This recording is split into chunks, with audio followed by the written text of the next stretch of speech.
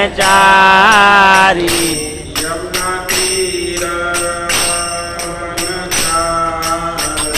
यमुना तीर वनचारी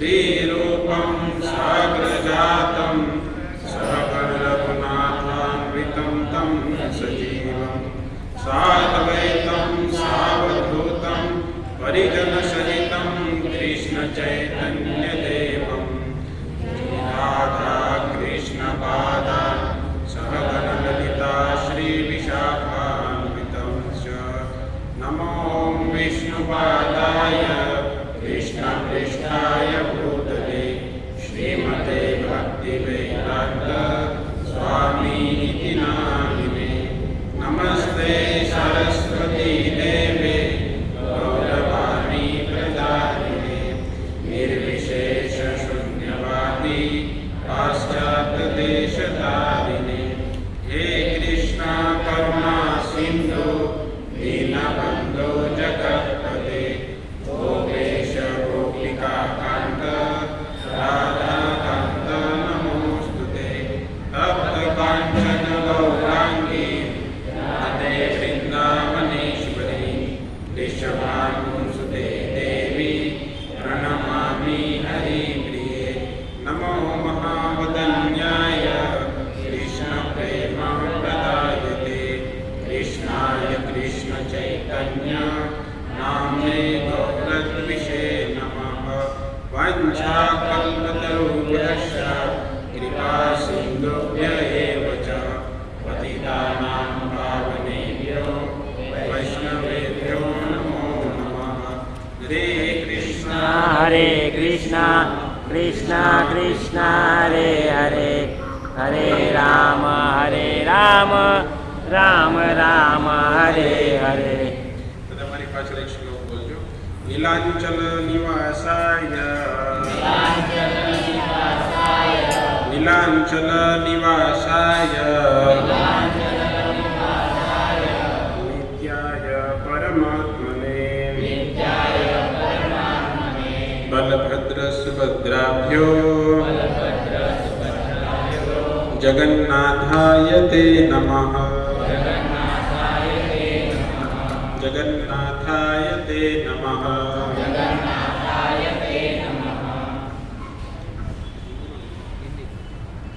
आप सभी भक्तों का बुधवारिय इस सत्संग प्रवचन में आप सब भक्तों का हार्दिक स्वागत है। तो आज हम पूरे जगत के नाथ जगन्नाथ जी उनके विषय में उनकी कथाओं का थोड़ा बहुत स्मरण करेंगे, क्योंकि अभी जो ये 15 दिन है भगवान जगन्नाथ जी का चल रहा है। अभी भगवान जगन्नाथ जी को बुखार आया है। उस कथा उस ये लीला को अनावसर बोला जाता है, जिसमें भगवान जगन्नाथ जी 15 दिन दर्शन नहीं देते। इसके पीछे भी बहुत बड़ा रहस्य है कि भगवान जगन्नाथ जी दर्शन नहीं देते हैं। परंतु इतना ही समझे भक्तों के भगवान जगन्नाथ जी का अवतरण ही कलयुग के जीवों के उद्धार के लिए हुआ है। हमारे संस्था के संस्थापक आचार्य श्रील प्रभुपाद जी ने सबसे पहले अगर कोई विग्रह की स्थापना की हुई तो वह है श्री जगन्नाथ जी, क्योंकि जगन्नाथ जी को महारूपालु महावदन्य पतित पावन कहा जाता है, क्योंकि पतित जीवों का उद्धार करने के लिए श्री जगन्नाथ जी का अवतरण इस कलयुग में हुआ है। वास्तव में श्री जगन्नाथ जी बड़ी बड़ी आंखों से हाथ ऐसे करके सभी जीवों को कृपा प्रदान कर रहे हैं, जीवों का उद्धार कर रहे हैं। इसलिए जगन्नाथ जी को पतित पावन बोला जाता है। जब आप जगन्नाथ मंदिर में जाओगे तो सिंहद्वार से अगर आप एंट्री करोगे तो उसके राइट साइड में ही पतित पावन जगन्नाथ जी है, क्योंकि आज भी जगन्नाथ मंदिर में कोई मलेच मतलब अन्य हिंदू संप्रदाय से अलग संप्रदाय वाले मतलब ईसाई, क्रिश्चियन, मुसलमान इन लोगों को इस मंदिरों में प्रवेश नहीं है। तो इन लोग बाहर से जो पतित पावन जगन्नाथ जी है उसका दर्शन करते हैं। तो ये कलयुग में स्पेशल इसलिए जगन्नाथ जी का अवतरण ही हुआ है कलयुग के जीवों का उद्धार करने के लिए। तो श्री जगन्नाथ जी के उद्धार का बाह्य कारण भी है, अंतरंग कारण भी है। तो जो बाह्य कारण है वो जगन्नाथ जी इस कलयुग के जीवों का उद्धार करने के लिए आए हैं। और इस उद्धार का साधन क्या रखा उन्होंने? प्रसाद। जो कोई भी जगन्नाथ जी का प्रसाद ग्रहण करता है उसका उद्धार हो जाता है। इवन भगवान जगन्नाथ जी और भगवान जगन्नाथ के प्रसाद में कोई डिफरेंस नहीं है, क्योंकि ये जगन्नाथ जी का जो प्रसाद है वो चैतन्य महाप्रभु कहते हैं कि भगवान श्री कृष्ण का, ये भगवान श्री जगन्नाथ जी का अधरामृत है ना। जब हम कोई अच्छा सा खाना देखते हैं तो मुंह से लाल टपकता है, तो वही लाल टपक कर भगवान की उस भोग में जाता है। तो उस प्रसाद, महाप्रसाद जब हो जाता है तो अधरामृत से जो स्पर्श किया हुआ ये प्रसाद है वो वास्तव में बहुत ही शुद्ध और भगवान हमारे जीवन बद्ध जीवों का उद्धार करने वाला है। तो जगन्नाथ जी एक बाह्य कारण है कि कलयुग के जीवों का उद्धार करने के लिए, और कलयुग में लोगों की मति ही खाने में लगी हुई है। जहाँ भी अच्छा खाना हो जाता है तो वहाँ चले जाते हैं। तो भगवान जगन्नाथ जी ने स्पेशल कि भाई आपको खाना ही है ना, तो आप मेरा प्रसाद खाओ और उद्धार हो जाओ। अगर कोई जगन्नाथ मंदिर में जाता है, कुछ भी नहीं करता है, केवल प्रसाद ग्रहण करता है, तो उसकी भी मुक्ति हो जाती है। इतनी भगवान जगन्नाथ जी के प्रसाद की महिमा।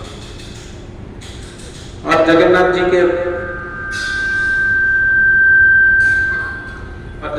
के अवतार का जो अंतरंग कारण है वो है कि वो श्रीमती राधा रानी के भाव को अनुभव करना चाहते थे, इसलिए उनको राधा विरह विदुरा बोला जाता है।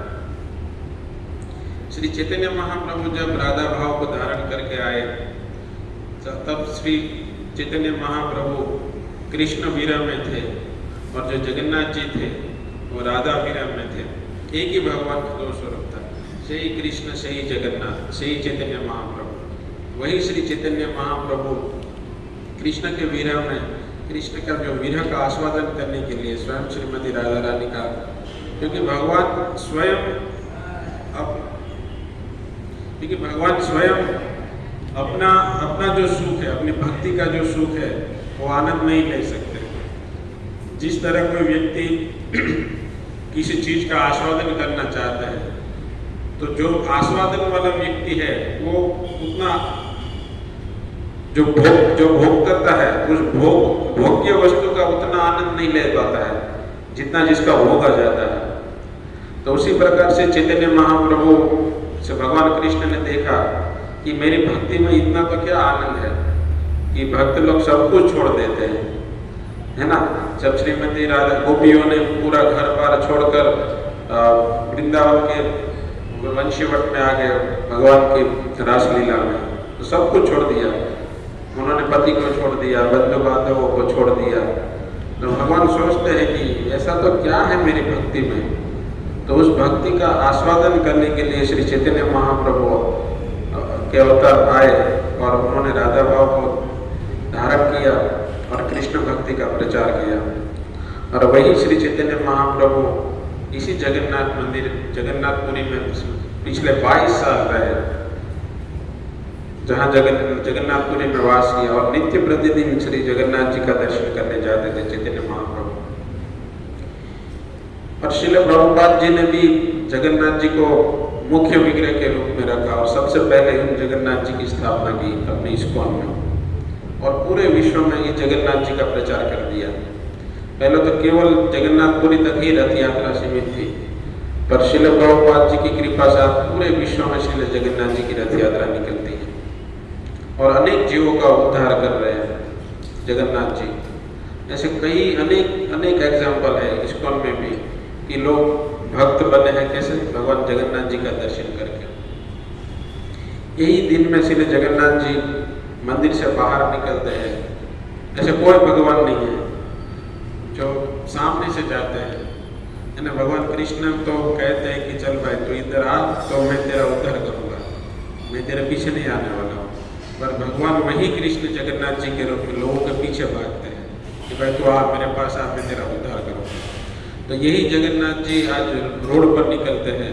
जो जीव भगवान का मंदिरों में दर्शन करने नहीं जाते, उनकी कृपा प्राप्त करने नहीं जाते हैं, ऐसा भक्तों का उद्धार करने के लिए श्री जगन्नाथ जी आते हैं और रथ पर आरूढ़ होकर सभी जगह पर घूमते हैं। और घूमकर उनका कोई घूमना उनका उद्देश्य नहीं है, परंतु उनका उद्देश्य ही इस पतित जीवों का उद्धार करना।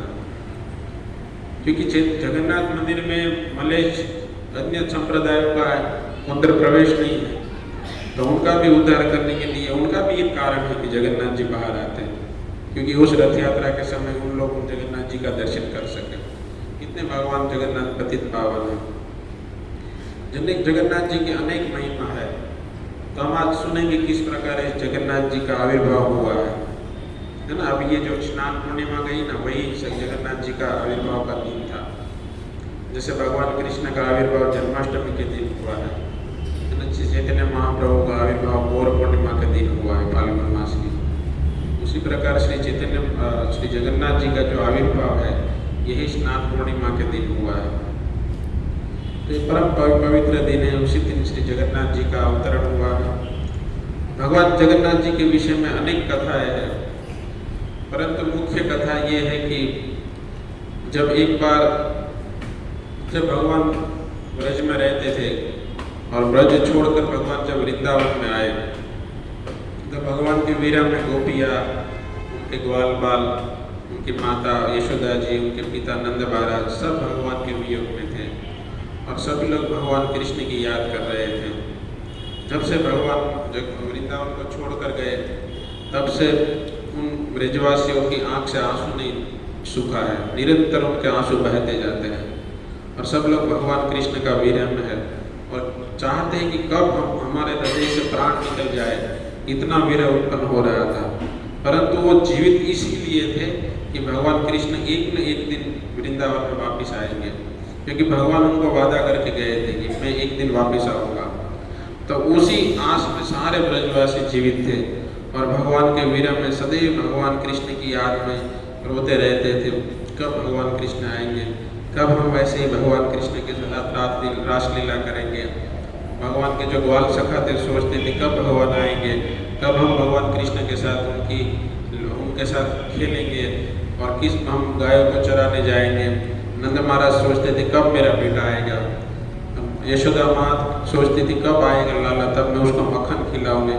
इस प्रकार भगवान कृष्ण की याद कर भगवान कृष्ण की लीलाओं का स्मरण करते हुए उन ब्रजवासियों की आंखों से निरंतर अश्रुधारा, प्रेम की अश्रुधारा बह रही थी। ऐसा कहा गया है कि इतनी नंद महाराज और यशोदा माता की आंखों से तो इतना आंसू बहा था कि वहाँ से तो एक जैसे एक झील बह जाती है, वैसे ही उसी प्रकार एक झील से बहने लगती थी उनके आंसुओं से, उतना आंसू उनके आंखों से टपकता था। और इस प्रकार भगवान कृष्ण जब मथुरा में थे तो वो भी भगवान कृष्ण भी इन ब्रजवासियों की याद में हमेशा रोते रहते थे। हमेशा रात को भगवान कृष्ण अपने ग्वाल बाल सखाओं का नाम लेते थे, श्रीदामा, सुबल। कभी कभी वो इतने व्यथित हो जाते थे और गोपियों का नाम उच्चारण करते थे, नंद महाराज का नाम उच्चारण करते थे, यशोदा माता का नाम उच्चारण करते थे, राधा रानी का नाम उच्चारण करते थे। तो जब इस प्रकार भगवान कृष्ण हर रात को, हर रोज भगवान इन ब्रजवासियों को याद करते थे, तो तब ये रुक्ष्मणी, सत्यभामा है ना, 16,108 रानियाँ, वो सोच रही थी कि हमारे में ऐसी क्या कमी है कि भगवान हमको याद नहीं करते हैं, हम भगवान की इतनी सेवा करते हैं, भगवान जो बोले उससे पहले हम भगवान को हाजिर कर देते हैं, इतना खुश करने का प्रयास करते हैं, फिर भी भगवान हमको रात होते ही भगवान उदास हो जाते हैं, उनकी आंखों से आंसू आने लगता है और भगवान ब्रजवासियों की याद करते हैं। भक्तों, भगवान इतने दयालु है कि भगवान अपने भक्तों की याद में रोते हैं। केवल ब्रजवासी नहीं, अन्य भक्त भी है। केवल हम ऐसा लगता है कि जो ब्रजवासी उनकी याद है, परंतु वर्तमान में जो भक्त है भगवान कृष्ण के, भगवान उनकी यादों में भी रोते हैं। भगवान का भक्त जब दुखी हो जाता है तब भगवान की आंखों से भी आंसू निकल जाते हैं। यही एग्जाम्पल आपको कलयुग में देखने को मिलता है। जब श्री हरिदास ठाकुर को 22 बाजारों में कूड़े से मारा जा रहा था, है ना, उस समय हरिदास जी भगवान का नामों का उच्चारण करते हुए उन कूड़ों को सहन कर रहे थे। परंतु जब भगवान चैतन्य महाप्रभु ने महाप्रकाश लीला की और सबको भगवान कृपा दे रहे थे, तब भगवान एक एक भक्त को बुलाते थे कि आप आइए और भगवान उनको कृपा देते थे। फिर जब हरिदास ठाकुर का जब टर्न आया, तब हरिदास ठाकुर को भगवान ने बुलाया कि आप इधर आओ। फिर हरिदास ठाकुर को श्री चैतन्य महाप्रभु कहते हैं कि जब तुम्हें, हे हरिदास, जब तुम्हें उस 22 बाजारों में कूड़े से पीटा जा रहा था, तब तुम्हें दर्द नहीं हो रहा था। उसका कारण क्या है पता है? तब श्री चैतन्य महाप्रभु ने जब अपना ऊपरी वस्त्र निकाला और उनको पीछे देखा तो उनके पीछे उस कूड़े की मार थी। तो भगवान अपने भक्तों का मार भी सहन कर लेते हैं। ऐसे भगवान दयालु है। अहो पकियम स्तनका कूटम जिंगासी अभ्यत साधे, ये साध्वी का रूप धारण कर एक असुरी, एक राक्षसी महिला पूतना नहीं थी, फिर भी भगवान ने उनको धात्री का स्थान दिया।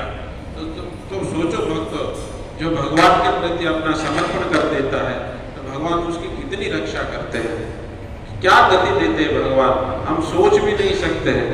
उतने भगवान दयालु है। भगवान चाहते हैं कि जीव केवल मेरी शरण में आए। अब देखो, सोचो आप, ये पूतना, उनका उद्देश्य क्या था? केवल भगवान को मारना था। फिर भी अगर भगवान उसको उसकी माता का स्थान दे सकते हैं, तो भक्तों जो भगवान के पास प्रेम से समर्पण करता है तो भगवान उसकी क्या गति करते हैं? ये हमारी कल्पना के विषय के बाहर की चीज है। भगवान उसको सब कुछ दे देते हैं। जब ध्रुव महाराज ने भगवान को प्रसन्न करने के लिए गए थे, तब ध्रुव महाराज को 6 महीना तपस्या की भगवान प्रकट हुए और ध्रुव महाराज आए थे भगवान के पास राज्य प्राप्त करने के लिए। अपने पिता से भी श्रेष्ठ राज्य उनको प्राप्त करना था। पर जब भगवान की भक्ति प्राप्त हो गई और जब भगवान प्रकट हुए और ध्रुव महाराज स्तुति कर रहे थे, तब ध्रुव महाराज ने कहा कि पहले मेरी स्थिति क्या थी, है ना? जब हम बैठ के भी सोचेंगे ना कि हम भक्ति में नहीं थे, तब हमारी स्थिति क्या थी। तो ध्रुव महाराज कहते थे कि जब मैं यहाँ आया था, तब मेरे अंदर कामनाएं भरी हुई थी, आस भरी हुई थी और मेरे अंदर लोभ था कि मैं मेरे पिता से भी बढ़िया राज्य प्राप्त करूं। परंतु भगवान आज आप मिल गए, मुझे कुछ भी नहीं चाहिए। मैं आया था आज के टुकड़े के लिए, परंतु हे प्रभु, आपने तो मुझे ये पारसमणि दे दिया, अब मुझे क्या चाहिए भगवान? कुछ भी नहीं चाहिए। फिर भी भगवान कहते हैं कि आज अगर ध्रुव मैं तुझे नहीं दूंगा तो कल कोई आकर बोलेगा कि इतने बालक के पास आपने इतनी तपस्या कराई और नहीं दिया।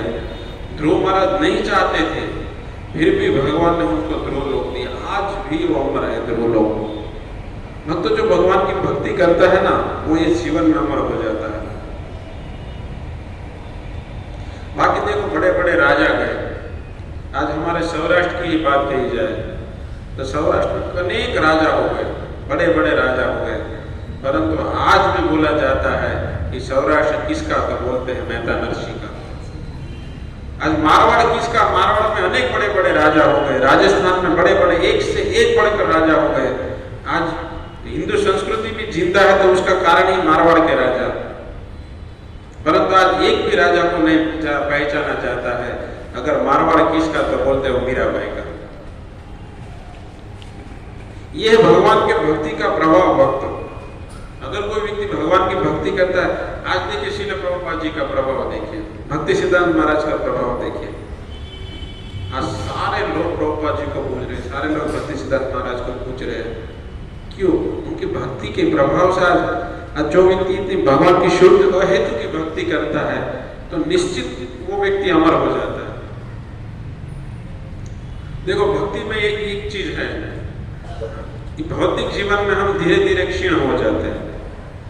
हमारा जो यौवन होता है वो धीरे धीरे जरावस्था, बालपन से युवा से फिर जरावस्था तक हम जाते हैं। परंतु भक्ति में व्यक्ति नित्य नवीन यौवन हो जाता है, क्योंकि भक्ति एक वृद्धावस्था थी। जब शुरू में आप भागवत महात्म्य सुनते हैं तो उसमें भक्ति महारानी तो ऐसे ही बूढ़ी हो गई थी, उनके पुत्र बूढ़े हो गए थे। तो जब नारद मुनि ने बोलना चालू किया तो वो नित्य नवीन होने लगी। उसी प्रकार जब व्यक्ति भगवान की भक्ति स्वीकार करता है तो प्रतिदिन वो यौवन की तरफ जाता है, उल्टा हो जाता है ना। उद्धव मूलम मध्यम शाखा, ये उल्टा है। तो जब भगवान की भक्ति करते हैं आध्यात्मिक, तो हम वृद्धावस्था से युवावस्था तक जाते हैं और भगवान को प्राप्त करते हैं। वो नित्य नवीन युवा हो जाता है, क्योंकि उनका ये अंतिम जन्म है। अब वो दूसरा जन्म नहीं लेगा, वो सीधा भगवान के धाम को प्राप्त करेगा, मतलब अपनी युवा अवस्था को वापस प्राप्त करेगा। तो ये भगवान की भक्ति की महिमा है। बाह्य दृष्टिकोण से हमें देखा जाता है कि ये शरीर वृद्ध अवस्था हुआ, परंतु उसकी जो आत्मा है वो तो नित्य नवीन हो जाती है। यह है भक्ति का प्रभाव। भक्ति कोई सामान्य चीज नहीं है। हमें लगता है कि भक्ति मिल गए और हम इतना लाइट के ले लेते हैं भक्तों की कृपा से, परंतु सुदुर्लभ है, दुर्लभ है भक्ति भक्तों। ये भक्ति हमें संतों भक्तों के आशीर्वाद से, साधुओं के संग से प्राप्त हुई है। हमारी कोई योग्यता नहीं है। भक्तों भक्ति के द्वार पर भी बैठने के लायक नहीं, परंतु उस संत की कृपा से हम उस भक्ति का दरवाजा खोलकर अंदर प्रवेश कर चुके हैं। केवल हमें उनके नियमों का पालन करना है। तो इस प्रकार भगवान विरह में आतुर, विरह में थे, श्रीमती राधा रानी को याद करते थे, कभी कभी अपने ग्वाल बालों को याद करते थे।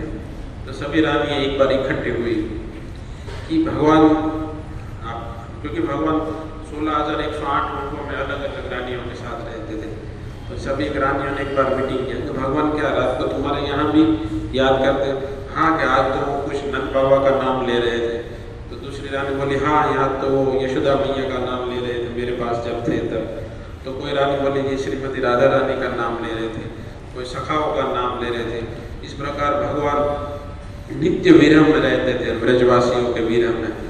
फिर एक बार इन सब रानियों ने इकट्ठा होकर भगवान से पूछा, क्योंकि ये तो रोज का हो गया था। तो भगवान को बोले आपका ये रोज का झंझट है, भाई खत्म करो, आपको प्रॉब्लम क्या है, हमसे प्रॉब्लम क्या है, और ये कौन है जिसका नाम आप ले रहे हो?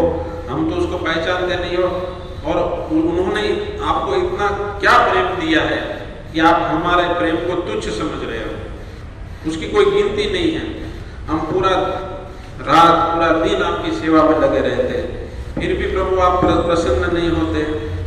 तब भगवान ने कहा कि एक काम करो, मैं आपको नहीं बता पाऊंगा, परंतु आप रोहिणी माँ से पूछ लीजिए ये लोग कौन है, नंद बाबा कौन है, यशोदा जी कौन है, राधा रानी कौन है, ये सखा कौन है। इनके विषय में अगर आपको लीला सुननी है तो आप माता रोहिणी को मिलिए। तो जब इन सब रानियों ने श्रीमती माता रोहिणी के पास गए और माता रोहिणी को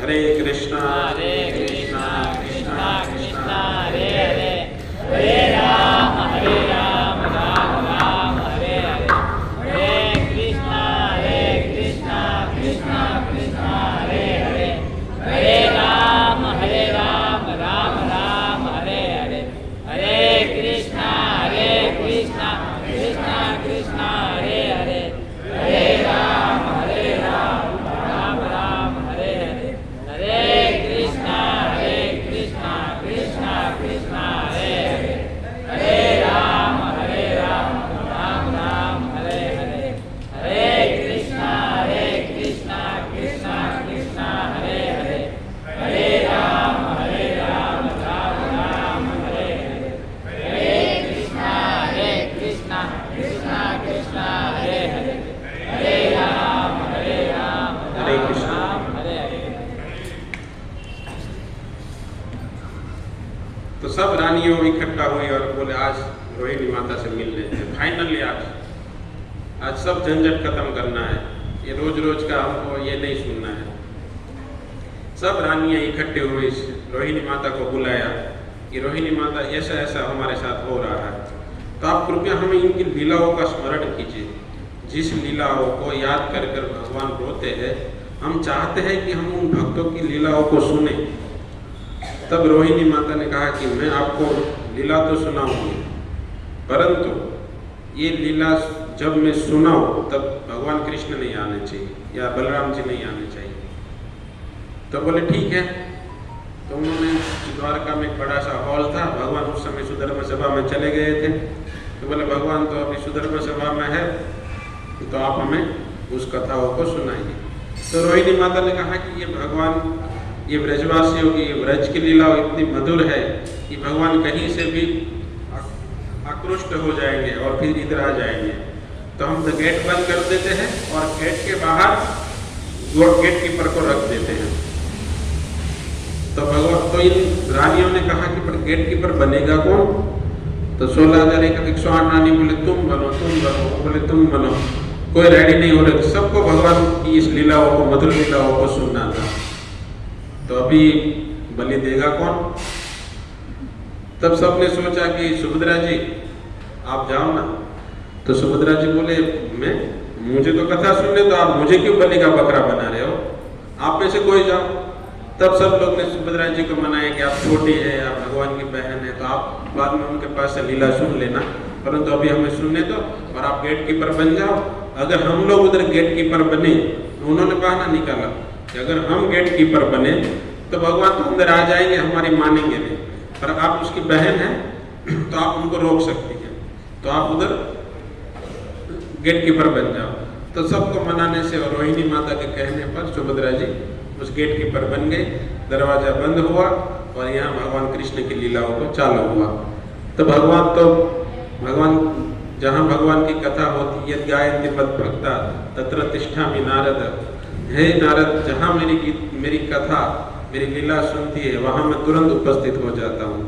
तो जैसे ही रोहिणी माता ने यहाँ भगवान लीलाओं को सुनाना चालू किया, धीरे धीरे एक के बाद एक भगवान की बाल लीलाओं को, भगवान की कुमार लीलाओं को, भगवान की गोपियों के साथ लीलाओं को, मक्खन चोरी की लीलाओं को, गोवर्धन की लीलाओं को, इस प्रकार भगवान की एक एक करके सभी लीलाओं को स्मरण करते जा रहे थे। उन 16,108 रानियों के आंखों से अश्रु जा रहा था। इतनी भगवान की मधुर कथाओं को सुनकर उनकी आंखों से अजरस अश्रु बहते जा रहे थे। और उसी समय जब भगवान कृष्ण की रास लीलाओं का वर्णन चालू हुआ, उतने में ही भगवान कृष्ण आ गए उधर। तो सुभद्रा जी ने कहा आप नहीं जा सकते हो, आप इधर ही बाहर जाइए। परंतु जब सुभद्रा जी को भगवान ने मना लिया, छोटी बहन रहती है तो कुछ ना कुछ भगवान लालच दे दिए होंगे कि भाई तुमको ये ले दो, मुझे सुनने दो।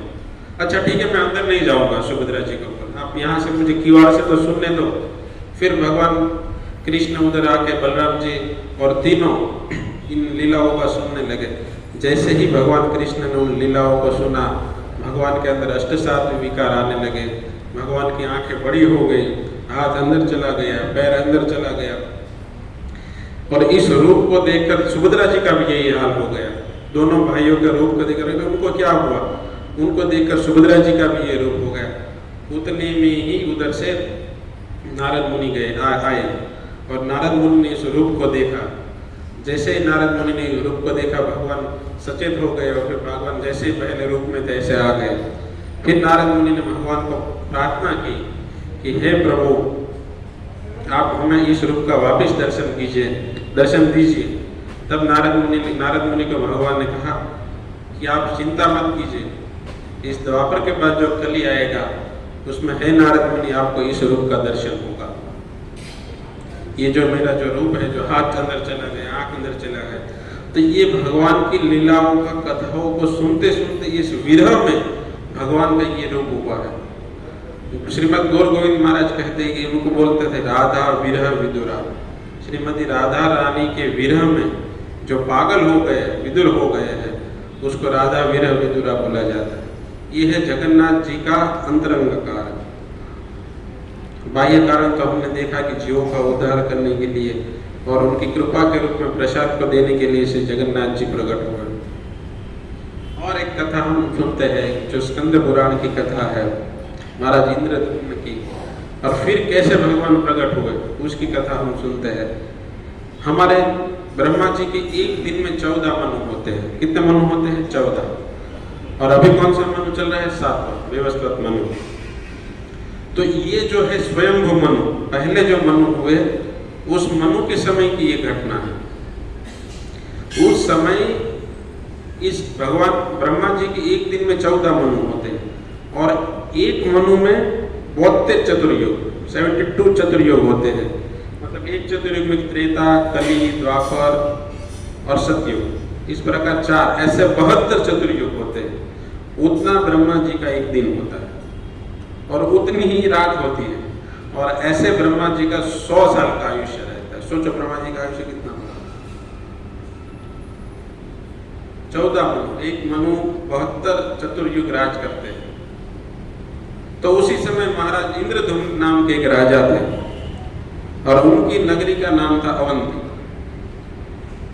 और महाराज इंद्रधुम्न भगवान के परम भक्त थे। सदैव भगवान कृष्ण की, जैसे अमरीश महाराज सवे मन कृष्ण पदार विंदयो वाचांसी वैकुंठ गुणानुवर्णने है, सदैव भगवान का, सदैव अमरीश महाराज का मन भगवान के चरणों का आस्वादन करने में पड़ा रहता था। उसी प्रकार महाराज इंद्रधुम्न हमेशा भगवान की लीलाओं की, भगवान की भक्ति की चर्चा करते थे। किस प्रकार भगवान हमें प्राप्त होंगे, किस प्रकार भगवान की प्राप्ति होगी। इंद्रधुम्न महाराज के राज्य में अनेक साधु संत आते हैं और सभी से इंद्रधुम्न महाराज भगवान की कथाओं के विषय में सुनते रहते हैं। वास्तव में ये सब राजा नहीं होते, ये सब राज ऋषि होते हैं। केवल राज करने के लिए राज्य करते थे, परंतु उनके अंदर तो भगवान कृष्ण को प्राप्त करने की बहुत बड़ी उत्कंठा हो गई। जब कोई व्यक्ति भगवान के विषयों में सुनता है ना, तो बस फिर उसको भगवान को मिलने की उनकी उत्कंठा बढ़ जाती है। कब भगवान मुझे मिलेंगे? तब इस उत्कंठा जब उठती है, तब उस जीव की आंखों से आंसू निकल जाते हैं। भक्तों, आप देखिए, हमारे जीवन में भी कभी हमारा बच्चा ही होता है, उस बच्चे को सब लोग प्यार करते हैं, है ना, हम सब प्यार करते हैं। जब बच्चा हमारे से दूर हो जाता है, कहीं मतलब अभी तो सब फैशन हो गया कि सब लोग बाहर पढ़ने जाते, भेज दिया बाहर पढ़ने के लिए। फिर 2 साल के बाद बच्चा आता है तो हमारी कितनी उत्कंठा हो जाती है। कल बच्चा आ रहा है तो रात रात भर माँ बाप जगते हैं। क्यों? क्योंकि प्रेम उत्पन्न हो जाता है। उसी प्रकार जब जिस दिन भगवान के प्रति हमारा प्रेम उत्पन्न हो गया ना, उसी दिन उनके मिलने की उत्कंठा हमारे अंदर बढ़ जाएगी। तब हमें इस संसार का कोई भी चीज के प्रति आसक्ति नहीं रहेगी। केवल हम उस भगवान का ही चिंतन करेंगे। क्योंकि जब बच्चा आ रहा है तो पूरा रात भर उसका ही चिंतन, ये बनाएंगे, उसको ये करेंगे, उसको ये करेंगे। जब भगवान के प्रति भी जीव का प्रेम उत्पन्न हो जाता है, तब जीव की भी यही स्थिति होती है। भक्तों, हमारा स्वभाव है प्रेम करना, तो हम करेंगे। भले हमारी अभी चेतना दूषित हो गई है तो हम संसार के जीवों के प्रति प्रेम करेंगे, परंतु प्रेम करना तो जीव का स्वभाव है, वो ढूंढता है। परंतु जिस दिन सच्चे भगवान कृष्ण से प्रेम हो गया, तो उसी दिन ये सब संसार का प्रेम फीका हो जाएगा। तो इस प्रकार महाराज इंद्रधुम्न भगवान के प्रेमी भक्त बन गए थे और उनके अंदर भगवान को मिलने की उत्कंठा हो गई। कहाँ भगवान मुझे मिलेंगे, कैसे भगवान मुझे मिलेंगे? बस मुझे भगवान को मिलना है, भगवान का दर्शन करना है। और उन्होंने सब पूरे राज्य में ऐलान कर दिया कि सब कोई भी भक्त मुझे भगवान को मिला दे। सभी लोग आते थे पर भगवान को नहीं मिलते थे। परंतु एक दिन एक बूढ़ा सा संत महाराज इंद्रधुम्न के राज्य में आया और महाराज इंद्रधुम्न के राज्य में आकर कहा कि मैं आपको भगवान का दर्शन दिलाऊंगा। तो सब लोग सोच रहे हैं कि हम आज तक भगवान ये इंद्रधुम्न महाराज की इच्छाओं को पूर्ण नहीं कर सके, ये कौन आए हैं ऋषि? परंतु भक्त संतों का यही स्वभाव होता है, सब जगह पर घूमते रहते हैं और जीवों का उद्धार करते हैं, है ना। तीर्थ कुर्वन्ति तीर्थानि। जब विदुर जी मैत्रेय मुनि को मिले हरिद्वार में गंगा के किनारे, तब उन्होंने मैत्रेय मुनि ने विदुर जी के विषय में एक श्लोक बोला है कि तीर्थं कुर्वन्ति तीर्थानि, है ना। सारे संसार के जीवों तीर्थ में क्यों आते हैं? पवित्र होने के लिए। परंतु भक्त उस तीर्थ को भी पवित्र कर देते हैं। जब भगवान के भक्तों का चरण कमल उस तीर्थ में पड़ता है तो वो तीर्थ भी पवित्र हो जाता है। ऐसे भगवान के भक्तों की महिमा है। क्योंकि जैसे हम देखा जाता है, पारसमणि होती है, उसको स्पर्श करना पड़ता है, परंतु दर्शन पवित्र करो, यही तुम्हारा गुण। कोई व्यक्ति अगर भगवान के शुद्ध भक्तों का दर्शन भी कर लेता है तो वो परम पवित्र हो जाता है। माता गंगा जब ये सारे संसार का जीवों का उद्धार करने के लिए स्वर्ग लोक से इस पृथ्वी पर आई, तब माता गंगा ने भगवान को एक ही प्रश्न पूछा था, भगवान मैं उद्धार करने के लिए जा रही हूँ, सारे संसार के जीव मेरे अंदर स्नान करेंगे, उसका पाप का मैं क्या करूंगी? एक दिन तो मैं पापन हो जाऊंगी इतने पापों को ग्रहण करते करते। तब भगवान ने कहा कि जब हे माँ गंगा आपके अंदर मेरे परम भक्त, मेरे परम पवित्र भक्त उस गंगा में स्नान करेंगे, तब आपके सारे पाप दूर हो जाएंगे। ये है भगवान के भक्तों की महिमा। तो ऐसे संत घूमते रहते हैं। नंद महाराज भी बता रहे थे, जब गर्गाचार्य उनके घर पर आए तब उन्होंने कहा कि आपका एकमात्र उद्देश्य होता है कि ये जो गृहस्थ जीवन में फंसे हुए लोगों का उद्धार करना। तो आप आए हैं तो आपका उद्देश्य यही है, तो आप हमें गृहस्थ जीवन, हम गृह में दी है, हम गृह में फंसे हुए व्यक्ति हैं, तो आप हमारा उद्धार कीजिए। उसी प्रकार संत का एक ही उद्देश्य होता है, शिल प्रभुपाद जी सब जगह घर घर जाकर, देश देश जाकर, विदेश में सब जगह पर जाकर उन्होंने केवल जीवों का उद्धार की ही कामना की कि सबको भगवान कृष्ण की भक्ति प्राप्त हो। युधिष्ठिर महाराज भी बोलते हैं नारद मुनि को कि हमें आप गृहस्थ जीवन के विषय में उपदेश दीजिए।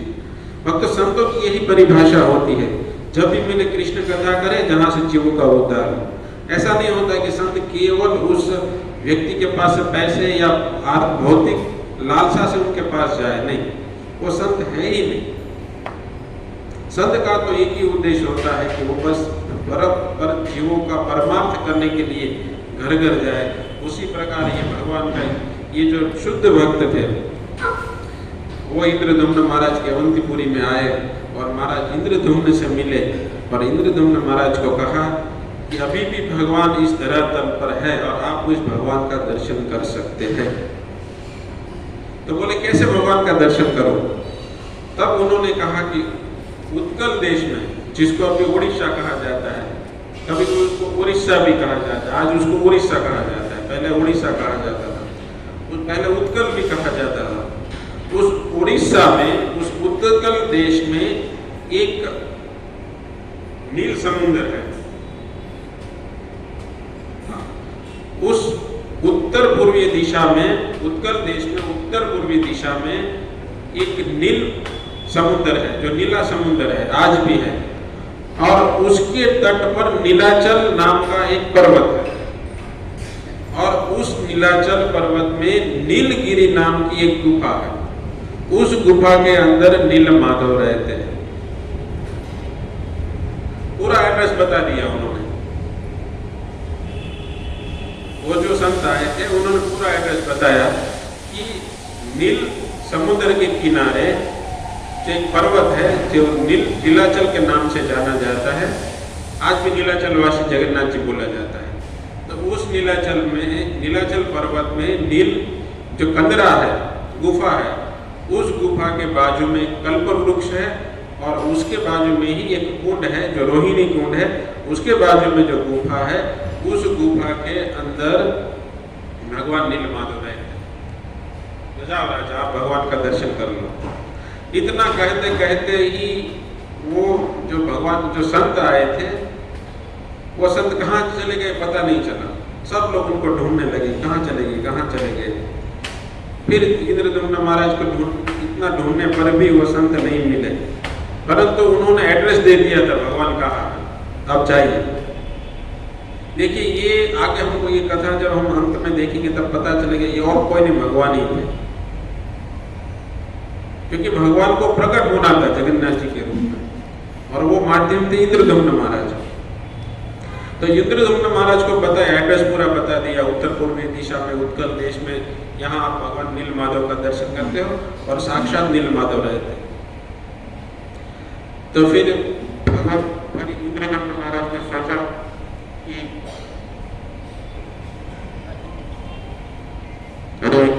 हरे कृष्णा कृष्णा कृष्णा हरे हरे, हरे राम राम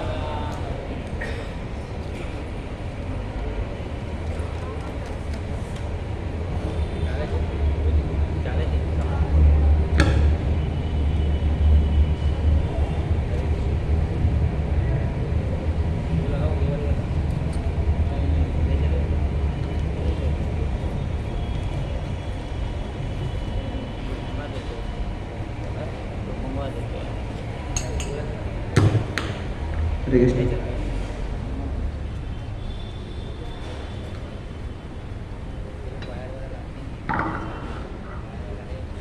हरे कृष्ण।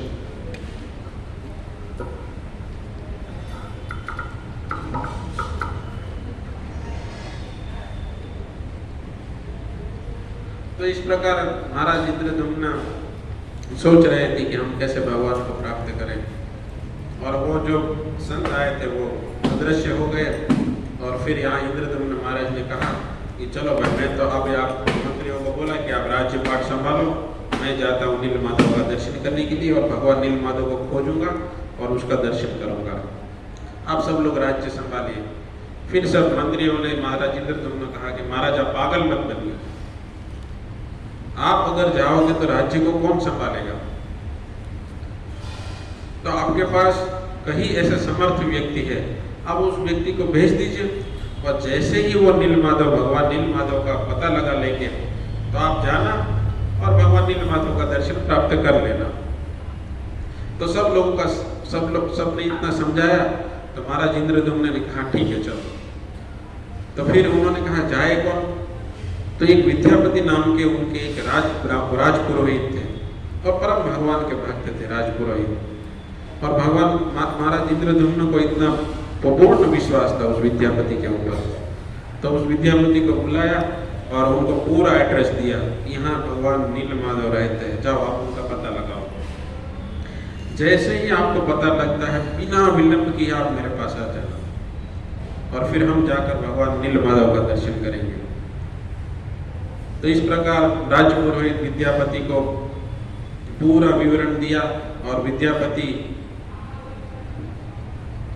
भगवान नील माधव का दर्शन करने के भगवान नील माधव को ढूंढने के लिए निकल पड़े। जैसे ही जिस प्रकार का वर्णन हुआ था उसी प्रकार उस स्थान पर पहुंचे जहां नीलगिरी नाम का पर्वत था। उस पर्वत की तलेटी में अनेक आदिवासी लोग रहते थे, सबर जाति के लोग रहते थे, उनको आदिवासी बोला जाता है। सबर जाति के लोग रहते थे, और ये सबर जाति के लोग भले आदिवासी थे परंतु उनका भी भगवान के प्रति प्रेम था, वो भगवान के भक्त थे। तो जैसे ही विद्यापति उधर आया, उनका रथ आया, तो ये लोग सोच रहे, तो समझ गए कि कुछ ये राज्य का कोई कारोबारी है जो यहाँ आया है। तो पूरे जो उधर के लोग थे उन्होंने इन विद्यापति का स्वागत किया, उनको बैठने का स्थान दिया, और उनके जो मुखिया थे विश्ववसु, उन विश्ववसु के पास उनको लेकर गए। पहले देखा जाता था गाँव में, फिर विद्यापति क्या हुआ कि भगवान नील माधव का उनको तो पता लगाना था, तो उनको ऐसा लगा कि सब लोगों को नील माधव के विषय में पता होगा। तो पूरा दिन तो ये जो सबर जाति के लोग थे कामों में व्यस्त रहते थे। हमारे गांव में भी पहले ऐसा था, है ना, पहले सब लोग पूरा दिन खेत में जाते थे, काम करते थे, फिर रात को आकर चर्चाएं करते थे। पहले भागवत के विषय में चर्चाएं होती थी, ब्राह्मण के विषयों में चर्चा होती थी। तो ये जो नीलगिरी पर्वत है उसकी तलेटी में भी ये जो सफर जाति के लोग थे वो शाम को घर पर आते थे, और फिर बाद में तो गांव में एक जगह पर मिलते थे और वहाँ भगवान की कथाएं चलती थी, भागवत चलती थी, रामायण चलती थी। इस प्रकार भगवान की नित्य कथाओं को सुनते थे। और विद्यापति ने देखा कि ये लोग सुसंस्कृत लोग हैं और ये भगवान के परम प्रेमी हैं। विद्यापति 1-2 महीने तक रहे। फिर वो विश्ववसु के घर पर जो उनकी कन्या थी जिसका नाम था ललिता, उस ललिता से विद्यापति का प्रेम हो गया। और जब उनका प्रेम हो गया तो विश्ववसु को भी पता चला कि उनकी जो लड़की है वो विद्यापति से प्रेम करती है, तो उन्होंने विद्यापति से उनका शादी कर दिया ललिता का। तो ये जो विद्यापति थे वो विश्ववसु के जमाई बन चुके थे, और विद्यापति के लक्ष्य था कि हमें नील माधव को कैसे भी करके दर्शन करना है, और उस रास्ता ढूंढकर फिर मुझे इंद्रद्युम्न महाराज के पास आना है। तो विद्यापति ने विश्ववसु से कहा, और जिस दिन विद्यापति ने विश्ववसु को कहा कि प्रभु आप मुझे नील माधव का दर्शन कराएंगे, क्योंकि विश्ववसु एक ही थे जो वो नील माधव का दर्शन करने जाते थे और फिर वापस आ जाते थे सेवा करके।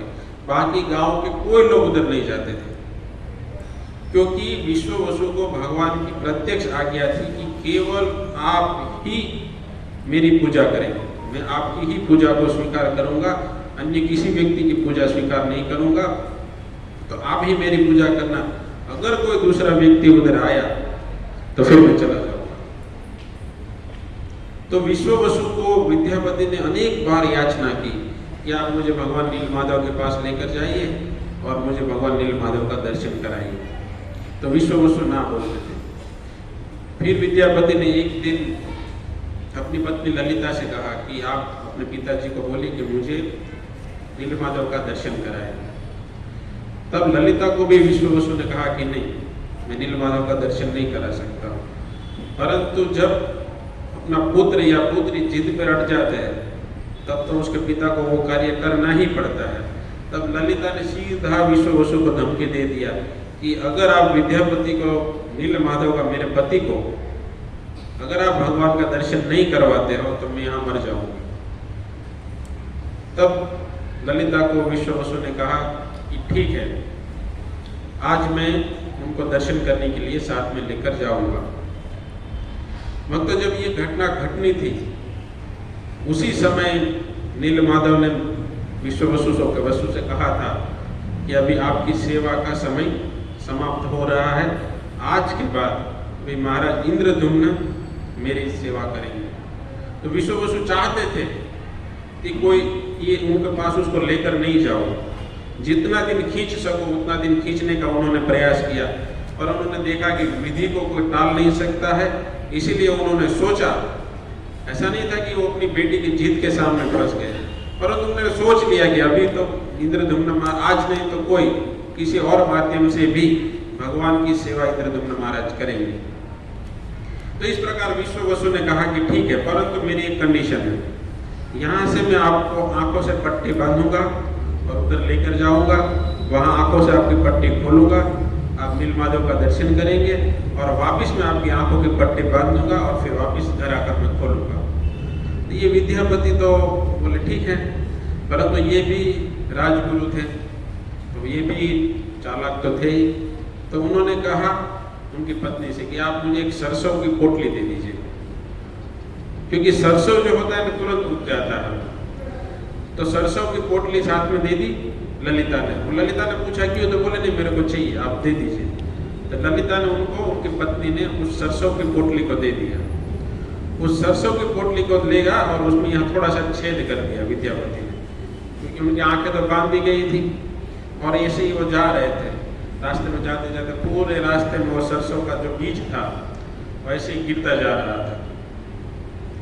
और वो नीलमाधव के जो जगह थी, नीलगिरी कंदरा थी, नील कंदरा थी, उस कंदरा में पहुंचे और उन्होंने एक अद्भुत दृश्य देखा।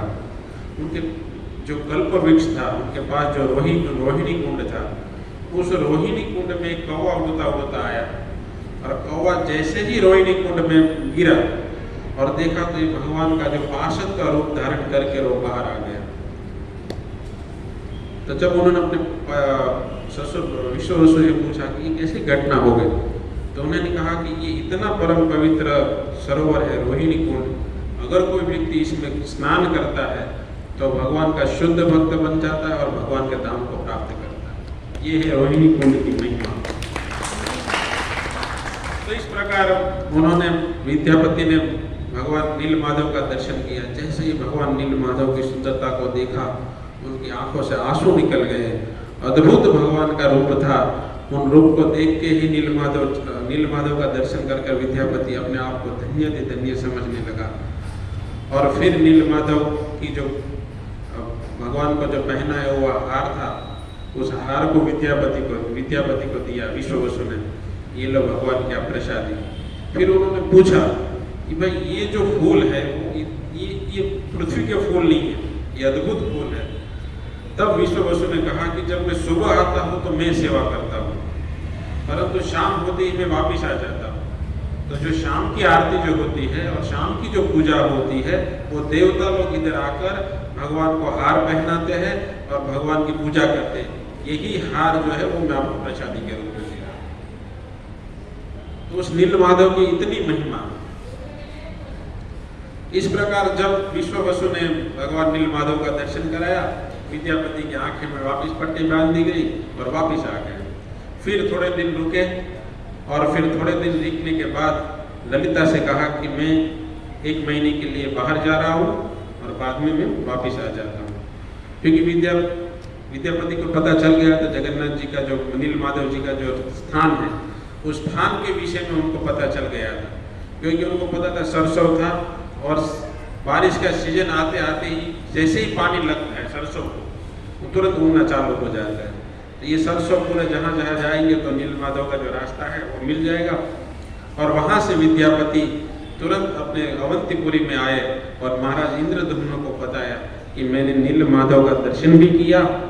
और जैसे ही उन्होंने बोला कि मैंने नील माधव का दर्शन किया है, भक्तों इंद्रद्युम्न महाराज उनके चरणों को पकड़ गए और नाचने लगे कि विद्यापति तुम धन्य हो कि तुमने भगवान नील माधव जो साक्षात नीलगिरी में भगवान के रूप में विराज रहे हैं, उस भगवान का आप दर्शन करके आए हैं, क्या आपका सौभाग्य है।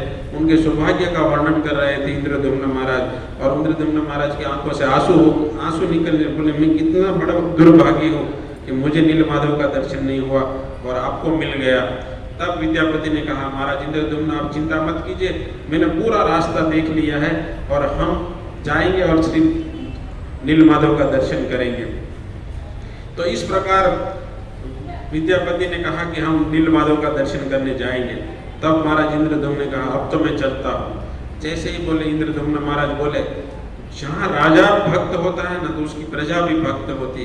तो उनकी प्रजा ने बोला कि महाराज हमारा क्या दोष है, अगर आप नील माधव का दर्शन करने जाते हो तो हमारा क्या दोष है, हम भी चलते हैं। जैसे भगवान राम का दर्शन करने के लिए चित्रकूट में अयोध्या के सब वासी गए थे, उसी प्रकार सभी लोग, सभी अवंतीपुरी के सभी लोग भगवान नील माधव का दर्शन करने के लिए महाराज इंद्रद्युम्न के साथ निकल गए।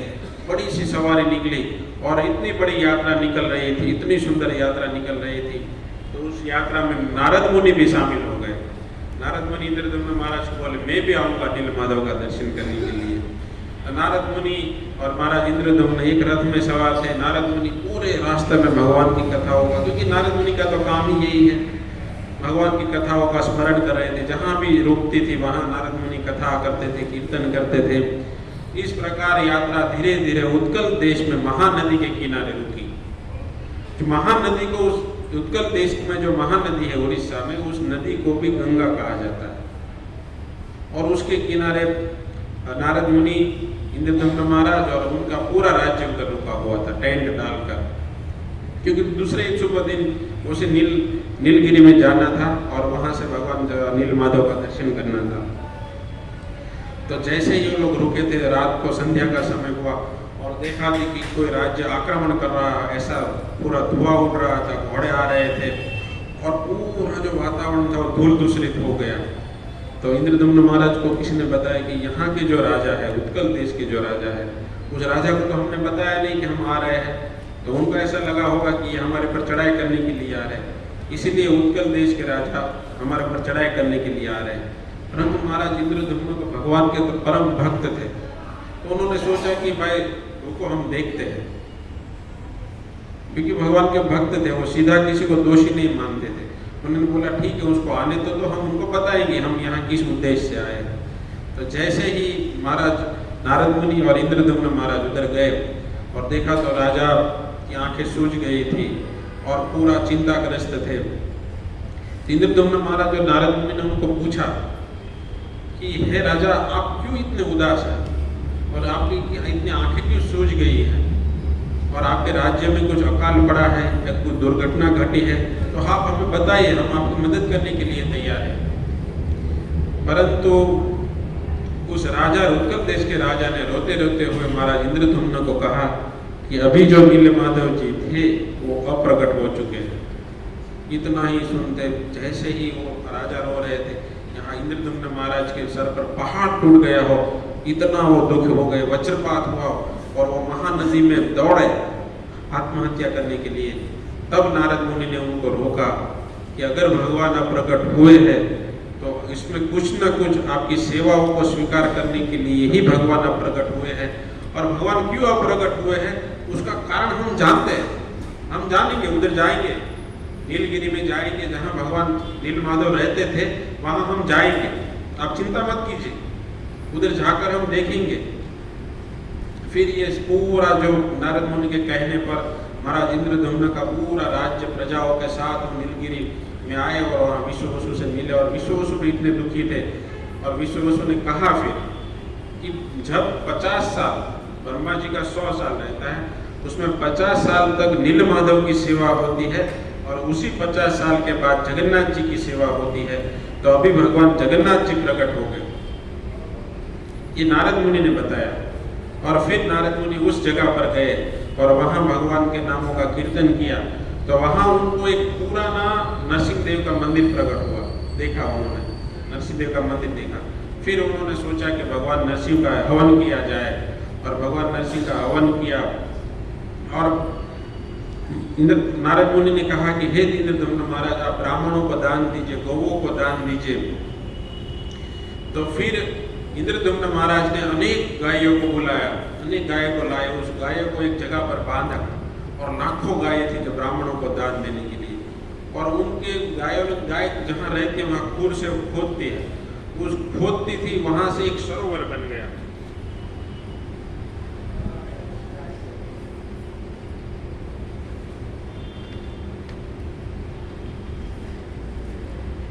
और इंद्रद्युम्न महाराज उस सरोवर हो गया और उस सरोवर में फिर पानी भरा और आज भी वो सरोवर है। जब गुंडीचा मंदिर मार्जन होता है, श्री चैतन्य महाप्रभु ने यही जो कुंड बना था, उसी इंद्रद्युम्न कुंड से सब घड़ों से पानी भरते थे और वही गुंडीचा मंदिर को साफ किया जाता था। तो इस प्रकार गायों के खुर से कुंड का निर्माण हो गया और इस प्रकार हवन चल रहा था। और फिर नरसिंह देव प्रकट हुए और भगवान नरसिंह देव ने उनको आशीर्वाद दिया कि आपकी जो मनोकामना है वो पूर्ण हो गई, बिना विघ्न पूर्ण हो गई। उसी रात को इंद्रद्युम्न महाराज सो रहे थे, तब इंद्रद्युम्न महाराज के स्वप्न में भगवान आए और भगवान ने कहा कि कल सुबह आप सब लोग, जो ये समुद्र है, नील समुद्र है, उस समुद्र के किनारे पर जाना और जैसे ही आप किनारे पर जाएंगे तो आपको एक लकड़ी तैरती हुई आएगी, उस लकड़ी को आप लेकर आना और उससे मेरे विग्रह को बनाना। तो सारे भक्त लोग खुश हो गए और सब लोग सुबह में जाकर, सुबह में सूर्योदय जैसे ही हुआ, सब लोग नील समुद्र के किनारे पहुंच गए और भगवान के नामों का कीर्तन करने लगे।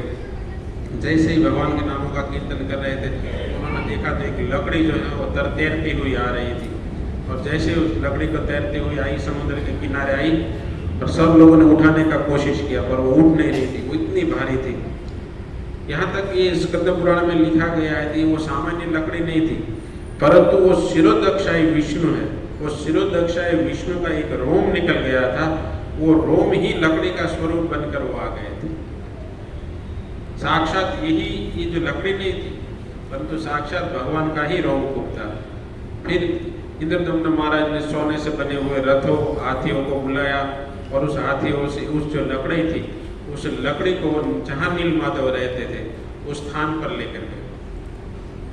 जैसे ही उस स्थान पर लेकर गए, उस स्थान पर जैसे ही लेकर गए तो फिर उन्होंने कारीगरों को बुलाया कि आप इसे भगवान का विग्रह बनाइए। परंतु लकड़ी इतनी वज्र के समान कठोर थी कि जैसे ही उसको छीनी से मारा जाता था तो वो टूट जाती थी, छीनी टूट जाती थी और जो लोहे का हथियार था वो टूट जाता था। तो सब लोग थक गए, अभी किया क्या जाए। पर तो जैसे ही मुसीबत आती थी, महाराज इंद्रद्युम्न बोलते चलो करो भगवान के नामों का कीर्तन चालू। जैसे ही भगवान के नामों का कीर्तन चालू किया, उसी समय एक बूढ़ा व्यक्ति आया और उस बूढ़ा व्यक्ति ने कहा कि मैं बनाऊंगा, मैं भगवान के विग्रह को बनाऊंगा। तो सब लोग हंसने लगे कि हम जवान होके भी हम भगवान का विग्रह नहीं बना पाए, तो क्या आप बना पाओगे? फिर नारद मुनि उसी समय काकभूषण जी प्रकट हो गए और उन्होंने कहा ठीक है, उनको बनाने दीजिए। वो वास्तव में विश्वकर्मा जी थे और उस जो बूढ़ा व्यक्ति था, उस बूढ़े व्यक्ति ने 21 दिन का समय मांगा, 21 दिन का समय, और मुझे ऐसा एक घर बना दीजिए जहां से कोई उसको देख नहीं सके, ऊपर से बंद कर दीजिए, सभी चारों ओर से बंद कर दिया जाए और मैं अंदर विग्रह बनाऊंगा। मैं 21 दिन तक विग्रह बनाऊंगा तो 21 दिन तक आप में से कोई भी अंदर प्रवेश नहीं करेगा। अगर किसी व्यक्ति ने प्रवेश कर दिया तो मैं छोड़कर चला जाऊंगा। तो बुढ़ा व्यक्ति ने अंदर भगवान के विग्रह को बनाने का काम चालू किया विश्वकर्मा जी ने। तो भगवान महाराज इंद्रद्युम्न की जो एक रानी थी गुंडीचा, उस गुंडीचा ने जब 15वां दिन चला गया तो उन्होंने देखा कि आवाज आती बंद हो गई थी। पहले टक टक टक टक टक टक आवाज आ रही थी, परंतु अभी तो आवाज ही आनी बंद हो गई। तब इंद्रद्युम्न महाराज को उनकी पत्नी ने कहा कि पतिदेव इधर ये बूढ़ा व्यक्ति है, पानी भी लेकर नहीं गया, खाना भी लेकर नहीं गया है, वो मर गया होगा, आप खोलो। तब इंद्रद्युम्न महाराज ने कहा उन्होंने मुझे बोला है कि हम 21 दिन तक वो खोल नहीं सकते, परंतु पत्नी की जिद के सामने पति का तो चलता ही नहीं है। तो इंद्रद्युम्न महाराज को उन्होंने कैसे भी करके समझाया कि आप बस खोलो। जैसे ही इंद्रद्युम्न महाराज ने खोला तो वही जो भगवान का आधा विग्रह, ऐसे भगवान का हाथ था, अधूरा विग्रह रह गया। और देखकर इंद्रद्युम्न महाराज रोने लगे और नील समुद्र में आत्महत्या करने जा रहे थे। तब उधर काकभूषण जी ने रोका और उन्हें नारद मुनि और काकभूषण जी दोनों ने रोका कि भगवान का यही जो स्वरूप है यही प्रकट होने वाला है और इसी स्वरूप की ही आप पूजा करोगे, इसलिए आप चिंता मत कीजिए। तब भगवान इंद्रद्युम्न महाराज के स्वप्न में आए और उन्होंने कहा कि आप इस प्रकार का मेरा वाइट जो आँख है उसको पीछे पहले पीला रंग करिए, फिर काला, फिर वाइट, फिर अंदर काला, इस प्रकार मेरा हाथ ऐसे कीजिए, सुभद्रा जी का ऐसा रंग कीजिए, बलदेव जी का ऐसा रंग कीजिए। इस प्रकार पूरा विवरण किया और इंद्रद्युम्न महाराज ने जो कलर करने वाले कारीगर थे उनको इस प्रकार बताया कि आप इस प्रकार भगवान के रूपों को बनाइए, जैसा भगवान ने मुझे कहा है। तो इस प्रकार भगवान का विग्रह तैयार हो गया। और जो ये विग्रह था वो सबसे पहले गुंडीचा जो मंदिर है, मतलब पहले वो वहाँ इंद्रद्युम्न महाराज और उनकी रानी जो थी गुंडीचा वो वहाँ रहती थी, तो वहाँ रखा गया था। और बड़ा सा मंदिर का निर्माण हो गया, उन्होंने बड़ा सा मंदिर का निर्माण किया। तो भगवान का विग्रह तो स्वयं प्रकट हुआ है, तो स्वयं जो विग्रह प्रकट होते हैं उसमें प्राण प्रतिष्ठा की जरूरत नहीं होती है। तो बोला अभी भगवान के मंदिर में अंदर मंदिर की तो प्रतिष्ठा की जाए, तो उस प्रतिष्ठा के लिए किसको बुलाया जाए। तो नारद मुनि ने कहा कि चलो मेरे पिता को ही बुलाते हैं, ब्रह्मा जी को। तो इंद्रद्युम्न महाराज बोले चलो हम जाते हैं और उनको न्योता दे के आते हैं, आप आइए और पूजा कराइए। तो जैसे ब्रह्मा जी को आमंत्रण देने गए तो वो तो इधर पृथ्वी लोक पर थे और ब्रह्मलोक में गए। तो ब्रह्मलोक का आधा क्षण और यहाँ तो कितना समय बीत चुका था, 7वां मनवंतर आ गया था, वैवस्वत मनवंतर। और जैसे ही उन्होंने ब्रह्मा जी को कुछ कहा कि आप आइए, तो ब्रह्मा जी ने कहा आप हाँ मैं तुरंत आऊँगा, पर आप जाइए जल्दी नीचे, क्योंकि नीचे बहुत सारा समय बीत गया होगा। उधर आए तो देखे तो कुछ भी उनको दिख नहीं रहा था, पूरा जो पर्वत था वो पूरा ढक चुका था, कहीं सब बाढ़ आ चुकी थी, प्रलय आ चुके थे, जो मंदिर बनाया था वो मंदिर भी दिख नहीं रहा था। और उस समय उधर गलमाधव नाम के राजा का राज्य हो चुका था। तो जब इंद्रद्युम्न महाराज उधर आए तो देखा तो परिस्थिति देखते हुए वापिस रोने लगे कि अभी जगन्नाथ जी कहाँ है। तो सब लोग विद्यापति, विश्ववसु, ललिता सब लोग मर चुके थे, उसमें से केवल एक ही व्यक्ति जीवित थी, वो है गुंडीचा। जो महाराज इंद्रद्युम्न की पत्नी थी वो जगन्नाथ जी के पास जीवित थी। और फिर जैसे ही इंद्रद्युम्न महाराज आए और वो गलमाधव भी आया, तो गलमाधव जैसे ही जा रहे थे तो उनका जो घोड़ा था वो गिर गया। तो उन्होंने खोदा तो देखा कि यहाँ तो कुछ गुम्बज है, और फिर पूरा खोदा तो देखा मंदिर है। तो गलमाधव जो थे वो भगवान गणेश जी के भक्त थे। तो गलमाधव जी ने सोचा कि इस मंदिर में तो अभी गणेश जी की स्थापना कर देंगे। पर जैसे इंद्रद्युम्न महाराज आए, दोनों के बीच में बहुत विवाद हुआ। फिर वापस काकभूषण जी आए और उन्होंने कहा कि ये इंद्रद्युम्न महाराज का राज्य था और ये जगन्नाथ जी है, उसको यहाँ विराजमान करने के लिए वो ब्रह्मा जी को बोलने गए थे, उतने इतना समय चला गया। इसलिए हे गलमाधव जी, आप इंद्रद्युम्न महाराज को, इस जगन्नाथ जी को इस मंदिर में स्थापना करने दीजिए। इस प्रकार पूरा विवरण गलमाधव जी को काकभूषण जी ने बताया। फिर ब्रह्मा जी आए, तो ब्रह्मा जी अपना जो हंस वाहन है उस वाहन को लेकर आए, और वाहन को लेकर आए, पास में ही उन्होंने रोका, क्योंकि भगवान के घर मंदिर जाते तो हम गाड़ी या ऐसे गाड़ी पर नहीं जाना चाहिए, बहुत दूर थोड़ा गाड़ी रख देना चाहिए और चल कर जाना चाहिए। तो ब्रह्मा जी ने अपने वाहन को कहीं दूर रखा और वहाँ से चल के आ रहे थे तो वो रास्ता भूल गए। बीच में एक देवी आई, उस देवी ने ब्रह्मा जी को उस रास्ता बताया। तो उस देवी का नाम था पाट मंगला देवी। हम जब भुवनेश्वर से जगन्नाथपुरी आते हैं तो बीच में उनका मंदिर आता है, जिन्होंने भगवान का जहाँ स्थापना होने था उसका निर्देश दिया, इसीलिए उसको पाट मंगला देवी कहा जाता है। इस प्रकार ब्रह्मा जी उधर आए और ब्रह्मा जी को स्थान दिया गया जिसको मुक्ति मंडप कहा जाता है। आज भी आप जगन्नाथपुरी जाओगे तो सीधा सिंहद्वार से एंट्री करोगे तो राइट साइड में ही मुक्ति द्वार है, जहाँ ब्राह्मण लोग बैठे रहते हैं। तो ब्रह्मा जी को उस आसन प्रदान किया गया और वो मुक्ति मंडप में बैठे। और मुक्ति मंडप में बैठकर ही उन्होंने पूरा विधि विधान से भगवान जगन्नाथ जी का स्थापना किया। फिर जैसे जगन्नाथ जी का स्थापना हो गया तो इंद्रदुम्न महाराज ने भगवान की सेवा किया और भगवान की सेवा से जगन्नाथ जी प्रसन्न हो गए। और उस जगन्नाथ जी ने इंद्रदुम्न महाराज को कहा कि आप मांगिए, आप वर मांगिए, मैं आपको वर देना चाहता हूँ। तब उस इंद्रदुम्न महाराज ने भगवान से कहा, भगवान आप आ गए, हमें और कुछ क्या चाहिए, कुछ भी नहीं चाहिए, फिर भी आप जगन्नाथ जी बोले आप मांगिए। तब इंद्रदुम्न महाराज ने कहा कि मैं एक वर मांगता हूँ कि मुझे कोई संतान ना हो। जगन्नाथ जी आश्चर्यचकित हो गए, क्यों कोई संतान नहीं मांगते हो? बोले अगर संतान आओ, मेरे यहाँ संतान उत्पन्न होगी तो कल जाकर ये जो मंदिर है उस मंदिर का हक मांगेंगे और ये कहेंगे ये मेरे पिताजी का मंदिर है ना। आज कहीं भी कितने मंदिर है जो वैसे बिरला मंदिर है ना। पर श्रील प्रभुपाद जी ने बताया कि राधा गिरधारी मंदिर, कहीं भी उन्होंने अपना नाम नहीं डाला। ये राधा गोविंद देव मंदिर, ये राधा दामोदर मंदिर। तो इस प्रकार इंद्रदुम्न महाराज और गुंडीचा जी ने कहा कि हमें कोई पुत्र नहीं चाहिए। तब भगवान ने कहा कि आप चिंता मत कीजिए, जगन्नाथ, बलदेव और सुभद्रा हम तीनों आपके पुत्री और पुत्र के रूप में रहेंगे। और हे जगन्नाथ, हे गुंडीचा जी, हम आपको मिलने के लिए आपके घर आया करेंगे। जो पहली जो रथ यात्रा थी वो गुंडीचा मंदिर में जगन्नाथ जी प्रकट हुए और वहाँ से लेकर उल्टा रथ यात्रा, वो पहले जगन्नाथ जी, वो पहली रथ यात्रा, उल्टी रथ यात्रा हुई थी, वहाँ से जगन्नाथ जी को स्थापित किए। और एक कारण ये भी है कि जगन्नाथ जी अपनी माता गुंडीचा जी को मिलने के लिए आते थे और उन्होंने बोला कि हम 15 दिन रुकेंगे, 7 दिन रुकेंगे, 7 दिन होता है तो 7 दिन रुकेंगे। इसीलिए उस जगन्नाथ मंदिर से गुंडीचा मंदिर तक लाया जाता है। भगवान जगन्नाथ जी की अनेक कथाएं बाद में और हम अधिक कथाओं को सुनेंगे, परंतु आप उतने गुंडीचा नाम भी क्यों पड़ा उसका भी हम बाद में कभी समय मिला तो उस कथा का वर्णन करेंगे। तो उस जगन्नाथ जी को जगन्नाथ जी ने कहा कि आपके पुत्र के रूप में हम रहेंगे और आपको मिलने के लिए साल में एक बार आया करेंगे, यही रथ यात्रा है। तो इस प्रकार आशीर्वाद दिया जगन्नाथ जी ने और इस प्रकार जगन्नाथ जी की स्थापना हुई। और इस प्रकार जगन्नाथ जी आज भी अनेक लोगों को अपनी प्रसाद के माध्यम से कृपा प्राप्त कर रहे हैं। भगवान के प्रसाद की बहुत बड़ी महिमा है।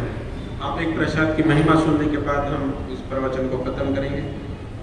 एक बार ब्रह्मा जी जगन्नाथ जी का दर्शन करने के लिए आए और वहाँ आनंद बाजार में प्रसाद मिलता है। तो जब ब्रह्मा जी ने दर्शन किया और दर्शन बंद कर फिर आनंद बाजार में आए तो प्रसाद हो गया था खत्म, प्रसाद था नहीं।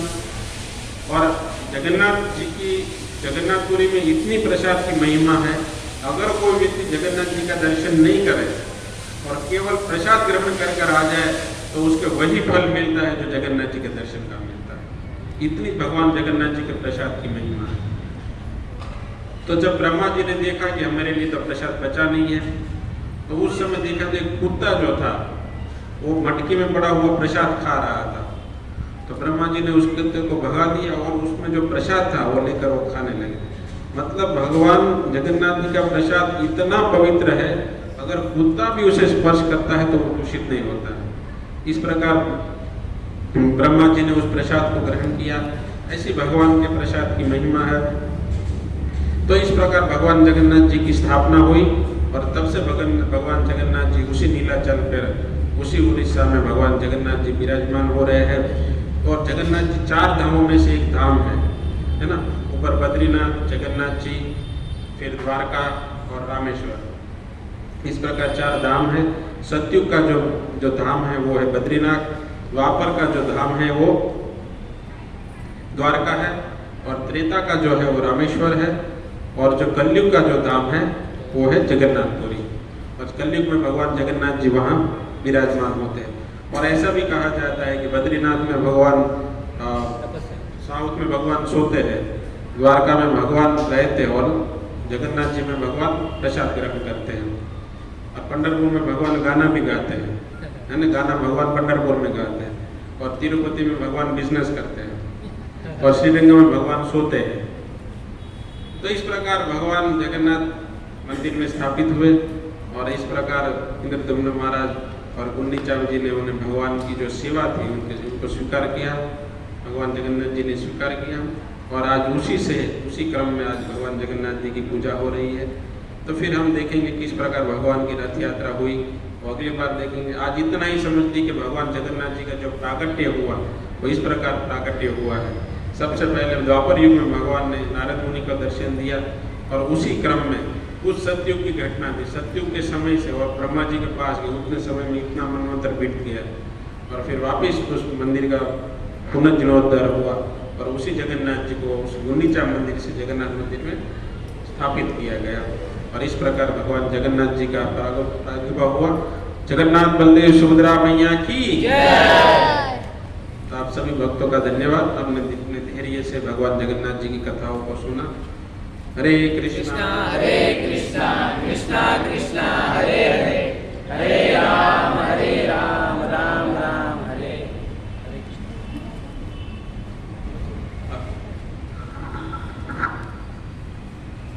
हरे कृष्णा कृष्णा कृष्णा हरे हरे, हरे राम राम हरे। तो प्रभु जी ने आज जगन्नाथ जी के प्राकट्य के बारे में हमको बताया। ऐसे तो जगन्नाथ जी का प्राकट्य रविवार के दिन गया, जो स्नान पूर्णिमा का दिन था। तो बहुत ही सुंदर प्रभु जी ने जगन्नाथ जी का प्राकट्य किस प्रकार से हुआ।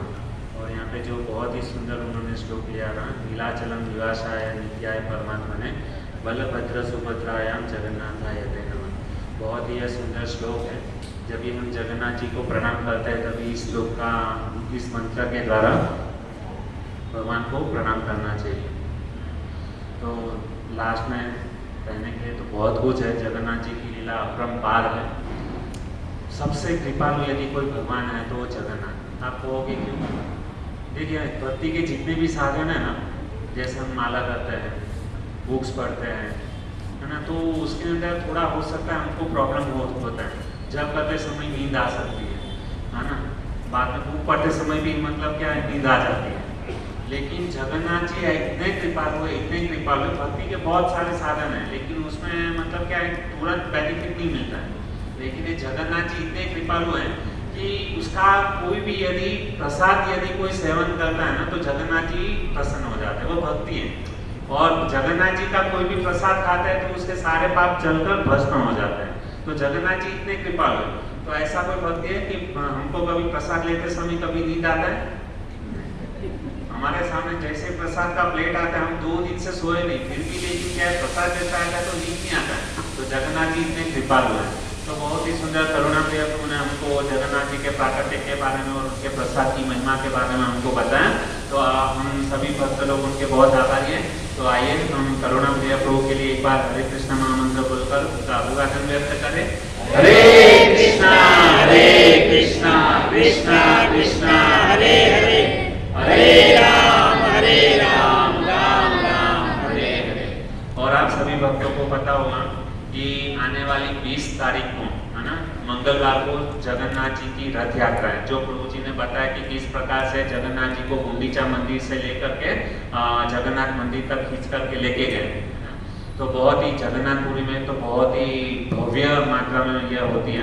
लेकिन हम जगन्नाथपुरी ओडिशा तो नहीं जा सकते, लेकिन उसी जो रथ यात्रा जो वहाँ पर होती है, ऐसी रथ यात्रा हमारे पास में ही, हमारे बगल में मीरा रोड इसको राधा गिरधारी मंदिर में ऐसी भव्य आयोजन किया गया है हम सभी भक्तों के लिए। तो सभी भक्तों से निवेदन है कि आने वाली 20 तारीख को सभी भक्त लोग अपने पूरे फैमिली के साथ में जगन्नाथ जी की रथ यात्रा में आ सकते हो।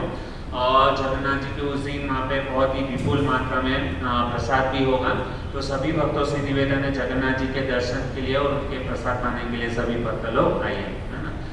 और दूसरा निवेदन ये था कि 18 तारीख को रविवार को, है ना, तो उस दिन क्या है, जैसे हम लोगों ने सुना कि गुंडीचा मंदिर को इंद्रधनुष सरोवर से पानी को लेकर के पूरा मंदिर को साफ किया गया, तो हमारे गिरधारी मंदिर में भी जगन्नाथ जी की जो जहाँ से जगन्नाथ जी साक्षात निकलने वाले हैं उसी रास्ते को हमको क्या करना है, सफाई करना है।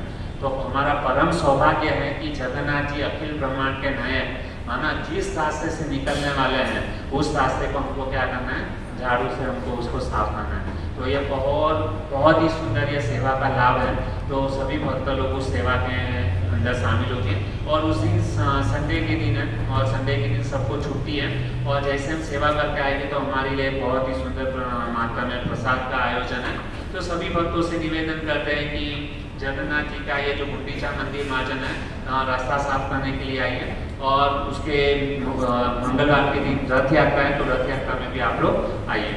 और दूसरा अनाउंसमेंट इस प्रकार से था भक्तों कि हम यहाँ पे मंदिर से हमको कुछ सेवा दिया गया है जगन्नाथ जी का रथ यात्रा। वहाँ पे करीबन मंदिर में लाखों की संख्या में जगन्नाथ जी की रथ यात्रा में लोग आने वाले हैं। तो उस दिन हमको हमारा शाम को 6 बजे से करीबन 5 बजे से लेके रात को 8 या 9 बजे तक हमारा प्रसाद वितरण का सेवा है। तो सभी भक्तों से निवेदन करते हैं कि जितने भी लोग रहेंगे तो हमारे इस ग्रुप का है ना, खास करके दहिसर के ग्रुप का हम लोग को क्या सेवा है, प्रसाद वितरण करने की सेवा दी गई है। तो जो भी भक्त लोग सेवा करना चाहते हैं तो आप अपना नाम यहाँ पर नीलवर्ण प्रभु है तो नीलवर्ण प्रभु को दे सकते हैं, ताकि हमको पता चले कि कितने लोग वहाँ पे सेवा में आने वाले हैं। करीबन हम लोग को 50 से 60 डिवोटी लोगों की ज़रूरत है, क्योंकि आप लोग भी समझ सकते हैं कि इतने सारे लोग वहाँ पर आने वाले हैं। तो सेवा के लिए हम लोग को वॉलेंटियर्स चाहिए, है ना। तो सभी से निवेदन है कि आप मतलब उस सेवा के अंदर भाग लीजिए। और जगन्नाथ जी के यदि कोई व्यक्ति तन से सेवा नहीं कर सकता है तो धन से भी सेवा कर सकता है। तो यथाशक्ति जो भी मतलब जगन्नाथ जी की रथ यात्रा निकलने वाली है तो बहुत उसका खर्चा भी भंडारा है ना, आप बोलते हैं ना भंडारा, तो बहुत सारे मतलब वहाँ पे प्रसाद बनने वाला है, 56 भोग बनने वाले हैं। तो उनके लिए मतलब क्या धनराशि की भी आवश्यकता होती है। तो जो भी आप मतलब यथाशक्ति जो भी आप कुछ धन देना धन की सेवा करना चाहते हो तो नीलवर्ण प्रभु को आप कर सकते हैं। और हम इसके लिए रविवार को नगर संकीर्तन निकालते हैं, है ना। तो नगर संकीर्तन में भी हम क्या है, हर एक दुकान में जा करके हम डोनेशन इकट्ठा करते हैं। तो उसमें भी आप आ सकते हो। तो रविवार को हमारा 5 बजे नगर संकीर्तन रहेगा, है ना। तो उसके लिए भी आप नीलवर्ण प्रभु से कॉन्टेक्ट कर सकते हैं, ठीक है। हरे कृष्णा कृष्णा कृष्णा हरे हरे, हरे राम राम राम हरे हरे। और आज जो प्रसाद जो है हमारे यहाँ पे ग्रुप के अंदर भारती माता जी हैं, उनके द्वारा उन्होंने बहुत ही सुंदर प्रकार से हमारे साथ में यात्रा में आए थे, हमारी बहन सिस्टर लगती हैं। तो उन्होंने बहुत ही सुंदर प्रकार से देखा कि यहाँ पे भक्त लोग, यहाँ पे इतने वैष्णव लोग आते हैं, तो उनकी हृदय के अंदर इच्छा हुई कि वो भारती बहन जो है कि सब वैष्णव को है ना संतुष्ट करने के लिए, भगवान की भक्तों की सेवा करने के लिए उन्होंने क्या किया, आज का प्रसाद उन्होंने स्पॉन्सर किया है। तो हम भारती माता जी के लिए तो हम एक बार हरे कृष्णा महामंत्र बोलकर उनका अभिवादन व्यक्त करेंगे। हरे कृष्णा कृष्णा कृष्णा हरे हरे, हरे राम राम राम हरे हरे। मैं निवेदन करूँगा कि ये पुष्पम हार है तो पहना दीजिए, पढ़ना नहीं माता जी।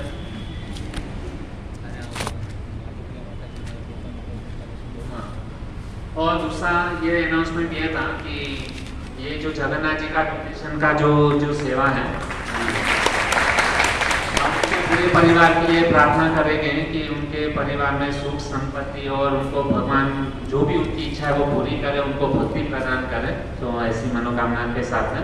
और दूसरा कि माधव प्रिया माता जी और हम बहुत सारे लोग क्या कर रहे हैं, मतलब माधव प्रिया माता जी ने घर में जा करके उन्होंने डोनेशन इकट्ठा किया। उनके साथ में रमीला माता जी थे, दक्षा माता जी थे, है ना। तो ये लोग ने क्या किया, घर में जा करके उन्होंने क्या किया, डोनेशन इकट्ठा किया। तो यह भी एक बड़ी सेवा है। यदि हम धन नहीं दे सकते, लेकिन यहाँ पे जितने भी भौतिक संसार के अंदर लोग लगे हैं, है ना, हालांकि हम ये जो धन है बहुत ही मतलब भौतिक कार्य में यूज करते हैं, लेकिन उनका धन जगन्नाथ जी की सेवा में लगा है, वो भी बहुत बड़ी बात है ना। तो बहुत ही सुंदर इन लोगों ने सेवा की है, माता जी लोगों ने। तो उनके लिए भी हम एक बार हरे कृष्ण महामंत्र बोलकर उनका अभिवादन व्यक्त करेंगे। हरे कृष्णा कृष्णा कृष्णा हरे हरे, हरे राम राम राम हरे हरे। तो आप सभी ये जो गुंडीचा मंदिर मार्च जो हम लोग संडे के दिन करने वाले हैं, कौन सा डेट बोला मैंने, रविवार 18 तारीख ना, 18 तारीख को, तो 18 तारीख को हम लोग को सुबह को 7 बजे मंदिर में उपस्थित होना है ना। तो हमारे दैसर ग्रुप है वो हमारे कृपा करके हमारे साथ में, हमारा वहाँ पे जीवन कृष्ण दास करके नाम लिखा रहेगा, तो उस ग्रुप के साथ में हम लोग को वो सेवा करना है ना। तो आपको रूट कहाँ से कहाँ पे वो सफाई करना है, तो वो रूट भी उसी दिन वहाँ पे बताया जाएगा। ठीक है, और कुछ अनाउंसमेंट? हाँ, अभी आने वाले बुधवार को हम ठीक एकादशी है, तो यहाँ पर सभी भक्त लोग एकादशी के दिन यहाँ पर हम प्रोग्राम करेंगे। एकादशी प्रसाद उस दिन रहेगा है ना, उस दिन सभी भक्तों को एकादशी व्रत का पालन करना। हरे कृष्ण।